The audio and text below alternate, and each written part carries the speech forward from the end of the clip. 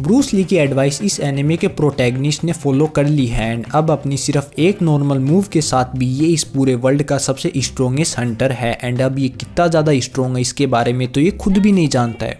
नूर एक जवान लड़का है जो कि एक फैंटेसी वर्ल्ड में रहता है। नूर अपनी एज के लोगों के मुकाबले ज़्यादा स्ट्रॉन्ग है। वो पूरे टाउन में मैनुअल लेवल का काम करता है एंड टाउन में हर कोई उसे काफ़ी ज़्यादा पसंद भी करता है क्योंकि वो पूरे टाउन का सबसे ज़्यादा मेहनती और नेक दिल लड़का है। ऐसे ही नूर एक दिन अपना डेली वेज लेकर घर जाने ही वाला होता है कि तभी उसे अपनी पास की गुफा से मदद की पुकार सुनाई देती है। उसका बॉस उसे वार्निंग करता है कि ये डेंजरस हो सकता है बट वो सभी वार्निंग्स को इग्नोर करते हुए केव में एंटर कर जाता है जहां वो देखता है कि एक लेडी मैजिक वायर से बंधी है एंड कुछ एडवेंचरर्स ने एक डिमोनिक बुल को घेरा हुआ है। अगले सीन में फाइट से पहले में नूर की पास्ट लाइफ दिखाई जाती है। नूर बचपन से अपने घर और अपनी मोम का ख्याल रखता है क्योंकि उसके पिता का खेल पहले ही खत्म हो चुका है एंड उसकी मोम भी इलनेस के कारण मोस्टली बेड रिटर्न है। नूर अपनी मोम को बॉइल्ड वाटर लाकर देता है एंड बताता है कि वो रैबिट हंट करने के लिए जाने वाला है ताकि वो रात में कुछ खाना खा सके। उसकी मोम उसका चेहरा साफ करते हुए माफ़ी मांगती है कि वो उसके लिए लाइफ में कुछ नहीं कर सकी बट नूर एक ब्रेव फेस के साथ कहता है कि उसे लाइफ में कुछ नहीं चाहिए।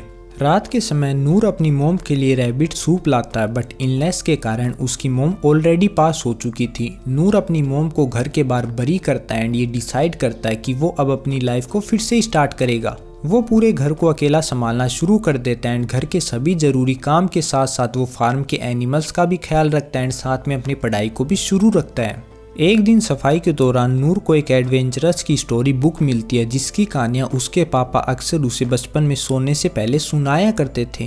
कहानियों में एडवेंचरस अपनी स्किल और मैजिक का यूज कर डिमोनिक मॉन्स्टर्स को हराते थे एंड इविल को स्ट्राइक डाउन करते थे।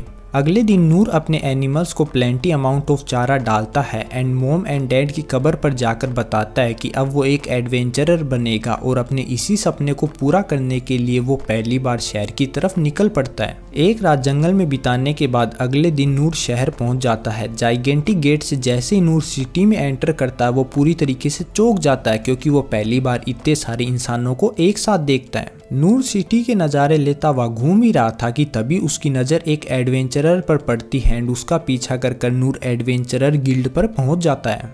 गिल्ड एंटर करने पर उसे एक तगड़ा आदमी मिलता है जो कि नूर को वहां से जाने के लिए कहता है और बोलता है कि ये कोई बच्चों की जगह नहीं है बट नूर इंसिस्ट करता है कि वो एक एडवेंचरर बनना चाहता है। आदमी फिर उसे कहता है कि तुम्हारे पेरेंट्स इस जॉब से काफ़ी ज़्यादा वरी होंगे बट नूर बताता है कि उसके पेरेंट्स ऑलरेडी ख़त्म हो चुके हैं।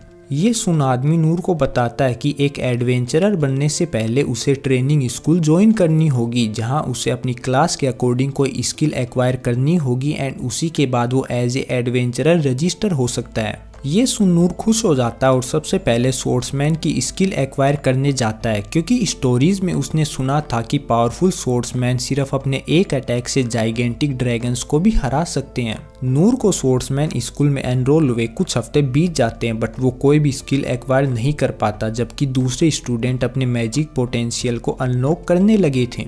ऐसे ही कुछ महीने और बीत जाते हैं बट नूर स्टिल कोई भी नई स्किल नहीं सीख पाता है जिस पर स्कूल इंस्ट्रक्टर नूर को दूसरी ट्रेनिंग स्कूल ज्वाइन करने को कहता है क्योंकि शायद हो सकता है कि नूर का टैलेंट किसी और चीज़ में हो एंड इतनी ट्रेनिंग के बाद भी वो सिर्फ अटैक्स को पैरी करना सीख पाया था। नूर ये सुनकर भी हार नहीं मानता है और एक वॉरियर स्कूल में एनरोल करता है बट एक रेड एड के अंडर कड़ी मेहनत करने के बाद भी वो कोई भी नई स्किल शो नहीं करता है। रेड एड नूर को बताता है कि अगर वो ऐसे ही वॉरियर के लिए ट्रेन करता रहेगा तो उसकी जान को खतरा होगा एंड वो बच नहीं पाएगा।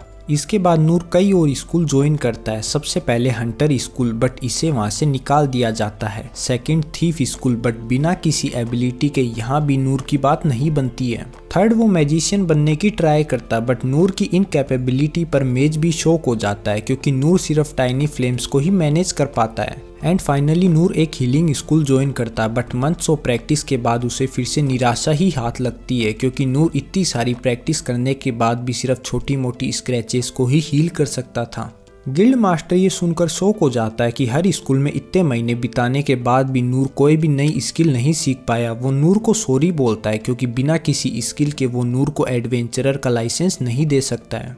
ये सुनकर नूर निराश होकर घर लौट जाता है बट घर आकर वो तय करता है कि भले ही उसके पास कोई नई स्किल ना हो बट फिर भी वो जितना हार्ड हो सके उतना हार्ड ट्रेन करेगा। इसके बाद वो एक वुडन तलवार बनाकर पैरी प्रैक्टिस करने लगता, मीन्स दूसरी तलवार या फिर दूसरी चीज़ों को डिफ्लेक्ट करना। एंड यही एक लौती स्वॉर्ड स्किल थी जो कि नूर को आती थी। अब पैरी प्रैक्टिस करते हुए नूर को 1 साल बीत चुका है एंड अब वो एक साथ 10 स्वॉर्ड्स को डिफ्लेक्ट कर सकता है। एंड ऐसे ही ट्रेनिंग करते करते 3 साल में अब नूर 100 तलवारों को डिफ्लेक्ट कर सकता है, बट स्टिल कोई भी नई स्किल का कोई भी साइन नहीं है। एंड इतनी ट्रेनिंग करने के कारण अब उसकी स्वॉर्ड भी टूट गई है।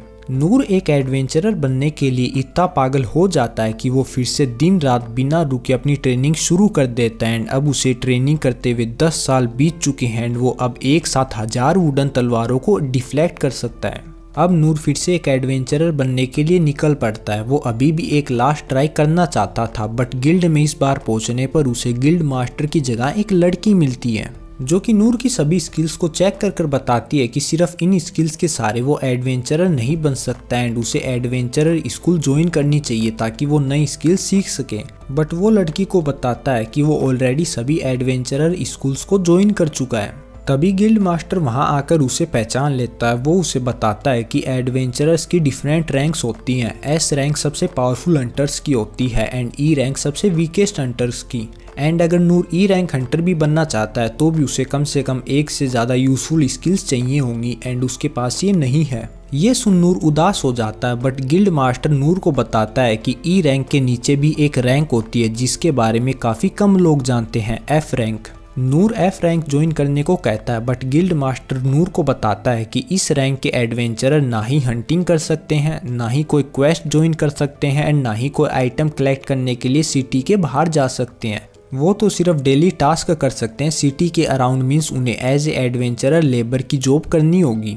ये सुनने के बाद भी नूर स्टिल एफ रैंक एडवेंचरर बनने के लिए कहता है और जब वो पहली बार अपना एफ रैंक लाइसेंस अपने हाथ में पकड़ता है तो उसकी खुशी का कोई ठिकाना नहीं होता है, क्योंकि उसके लिए तो ये एक ड्रीम कम ट्रू मोमेंट होता है। एफ रैंक एडवेंचरर बनने के बाद नूर सिटी में डिफरेंट जॉब्स करना शुरू कर देता है एंड हर कोई उसे काफ़ी पसंद भी करने लगता है, क्योंकि नूर मन लगाकर अपना काम करता है एंड एडवेंचरर बनकर लोगों की मदद करना ही नूर का सपना था। रोजाना की तरह ही नूर एक साइट पर अपना लेबर वर्क कर रहा था, बट जैसे ही वो अपना डेली वेज लेकर घर जाने ही वाला होता है कि तभी उसे पास की एक गुफा से मदद की पुकार सुनाई देती है। वो बिना कुछ सोचे दौड़कर गुफा की तरफ जाता है, जहां जाकर वो देखता है कि एक लड़की मैजिकल वायर से बंधी हुई है एंड कुछ सोल्जर्स ने एक डिमोनिक बुल को घेरा हुआ है। तभी वो बुल उन सोल्जर्स की तरफ बढ़ता है एंड एक एक कर उन सभी सोल्जर्स को मारने लगता है एंड वो सोल्जर भी इस पावरफुल बुल के सामने कुछ नहीं कर पाते हैं। सोल्जर्स को निपटाने के बाद अब बुल लड़की की तरफ बढ़ता है, बट नूर एक पत्थर से बुल का अटेंशन खुद की तरफ खींच लेता है। अब बुल नूर का पीछा करने लगता, बट जैसे ही बुल उसके पास आता है वो बुल पर अपनी पैरी स्किल का यूज कर उसे डिफ्लेक्ट कर देता है।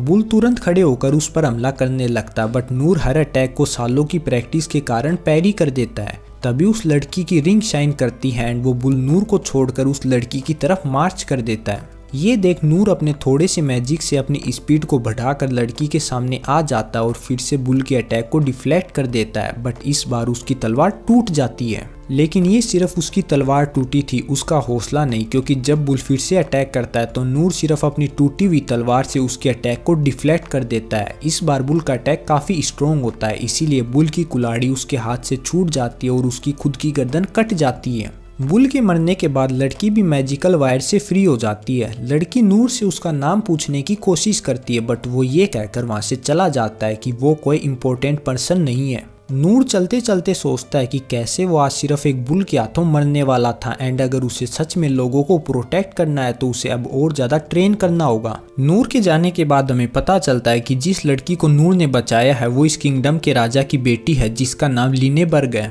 कुछ ही समय में किंगडम के सोल्जर्स गुफा में आकर सफाई का काम शुरू कर देते हैं और एक फीमेल वॉरियर लिनेबर्ग से माफी मांगती है कि वो मदद के समय उसके साथ नहीं थी, बट तभी एक सैनिक उन्हें फिर से महल लौटने को कहता है। महल में लिनेबर्ग का भाई रेन उस डिमोनिक बुल के बारे में ही डिस्कस कर रहा था, जहां हमें पता चलता है कि वो बुल एक ए रैंक डीमन है जो कि अबैस के सबसे डीपेस्ट लेयर में रहता है एंड इस डीमन को मैजिक एम्पायर ऑफ डेरिडास ने समन किया था ताकि वो लिनेबर्ग को मारकर एक वॉर शुरू कर सकें एंड इस किंगडम की डंजन्स को लूट सकें, बट नूर की वजह से ऐसा कुछ भी नहीं हुआ। लेकिन अब इस घटना के बाद राज्य के सभी सैनिक नूर को ढूंढ रहे थे और वो नूर का गुफा के बाहर पीछा भी करते, बट नूर उन सभी को गुंडा समझ रहा था एंड उन्हें चकमा देकर निकल जाता है। अगले दिन फिर से नूर काम के लिए एडवेंचरस गिल्ड पर जाता है, जहां गिल्ड मास्टर नूर को कल के उस डिमोनिक बुल वाले इंसिडेंट के बारे में बताता है कि कैसे एक अननोन इंसान ने उस पावरफुल बुल को एक ही स्ट्राइक में हरा दिया था। अब गिल्ड मास्टर की इस बात को जब नूर सुनता है तो वो सोचता है कि इस किंगडम में कितने ज्यादा ओसम एडवेंचरस हैं जो कि पावरफुल मॉन्स्टर्स को भी एक ही झटके में हरा सकते हैं। एंड नूर ऐसा इसीलिए सोच रहा था क्योंकि उसे लग रहा था कि उसने जिस बुल को हराया था वो बस एक नॉर्मल काऊ थी एंड गिल्ड मास्टर जिस बुल इंसिडेंट के बारे में बात कर रहा है वो कोई और इंसिडेंट है।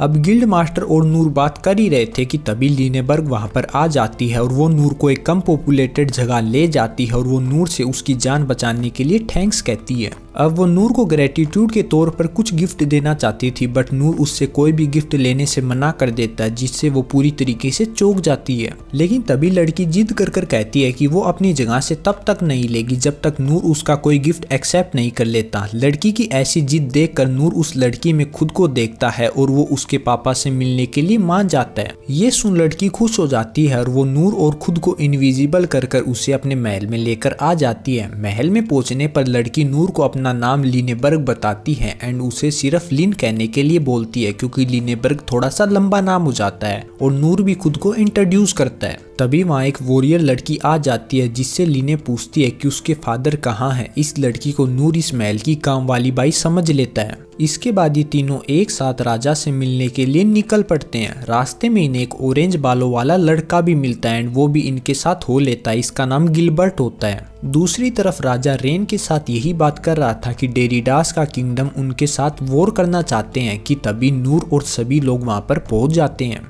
लिन अपने फादर को बताती है कि ये नूर है एंड इसी ने उसकी जान बचाई थी, जिसके बाद वो भी नूर को थैंक्स करते हैं। नूर भी उनसे काफ़ी फॉर्मली बात करता है क्योंकि नूर ये बात जानता ही नहीं था कि जिस व्यक्ति से वो बात कर रहा है वो इस किंगडम का राजा है। बट नूर ऐसे राजा को बिना झिझक के बात करता हुआ पसंद आता है। नूर अब घर जाकर नहाने की सोच ही रहा था कि तभी राजा नूर को कई एक्सपेंसिव गिफ्ट देने की बात करता है, लेकिन नूर राजा का कोई भी गिफ्ट लेने से मना कर देता है। इसके बाद राजा नूर को डंजन का आधा कीमती खजाना देने को भी तैयार हो जाता है, लेकिन नूर को ये भी नहीं चाहिए था। इसके बाद राजा समझ जाता है कि नूर कोई भी एक्सपेंसिव गिफ्ट नहीं लेगा, इसीलिए वो नूर को अपने थ्रोन के पीछे से एक तलवार लाकर देता है और कहता है कि ये तलवार उसने ऐसे ही कैसे उठाई थी एंड ये कोई इतनी प्रेशियस भी नहीं है, तो क्या तुम ये तलवार ले सकते हो। और नूर इस तलवार को लेने के लिए हाँ कर देता है। नूर जैसे इस तलवार को अपने हाथ में पकड़ता है तो उसे पता चलता है कि ये तलवार काफी भारी है, बट वो उसे उठा लेता है, जिसे देखकर रेन चौंक जाता है।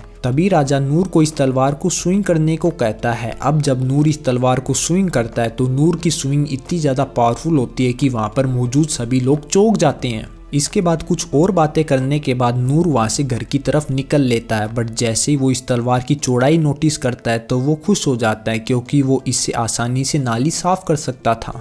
तभी वहां इनेस आकर नूर से उसकी रूडनेस के लिए माफ़ी मांगती है और बताती है कि वो इस फैमिली की वॉरियर कोर्प्स की वाइस कैप्टन है एंड कुछ लोग उसे द डिवाइन शील्ड के नाम से भी जानते हैं एंड उसका काम लेडी लिन को प्रोटेक्ट करना है। एंड क्योंकि उसकी जगह नूर ने लिन को प्रोटेक्ट किया था, इसीलिए वो नूर को थैंक्स बोलकर वहां से चली जाती है। अब इनेस के जाने के बाद जैसे ही नूर पीछे मुड़ता है तो गिलबर्ट वहां आ जाता है और वो नूर को फाइट के लिए चैलेंज कर देता है क्योंकि वो देखना चाहता है कि नूर कितना ज्यादा स्ट्रॉन्ग है। तो बस यही थी आज की वीडियो। इस एनिमे का नेक्स्ट पार्ट आपको एंड स्क्रीन पिन कमेंट या फिर डिस्क्रिप्शन में मिल जाएगा। वीडियो पसंद आई तो लाइक एंड सब्सक्राइब। मिलते हैं अगली वीडियो में, तब तक के लिए बाय बाय।